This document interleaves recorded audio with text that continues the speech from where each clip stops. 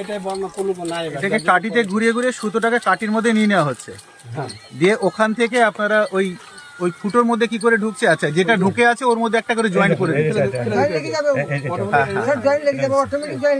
Automatic, আচ্ছা already ঢুকিয়ে দেওয়া আছে, ওখান দিয়ে যাচ্ছে।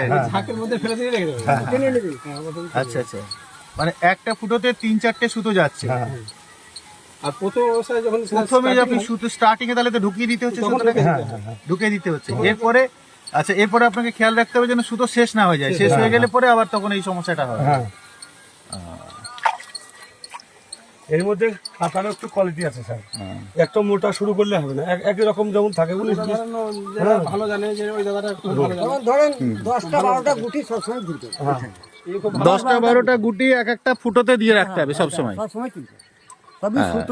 মানে আমার আইডিয়া ছিল যে একটা করে সুতো সিঙ্গেল সিঙ্গেল হয়, কিন্তু বাস্তবে দেখা যাচ্ছে যে 10-12টা গুটি সুতো একটা দিয়ে গিয়ে একটা সুতো তৈরি হচ্ছে। খুব সরু সুতো যেটা আমরা দেখছি আর কি, এখানে সুতো অ্যাকচুয়ালি এটাকে সিঙ্গেল নয়, এটা 6, 7, 8, 9, 10 পর্যন্ত সুতো আছে।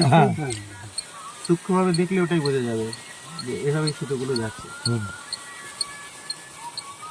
মানে এতগুলো সুতো একসঙ্গে লড়াই করছে, ওখান থেকে গুটিগুলো গিয়ে সুতো হয়ে যাচ্ছে।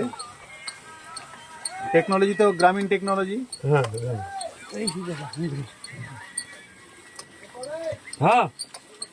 কি নাম আপনার? কলেজ মন্ডল। আমার নাম কলেজ মন্ডল। জয়চন্দ্রপুরের এই বিজনেস ভালো। যাই হোক, 100% আপনার কি নাম? অচিন্ত মন্ডল। অচিন্ত মন্ডল। আপনাদের ক বিঘে চাষ আছে? আমার 2.5 বিঘে। 2.5 বিঘে চাষ আছে।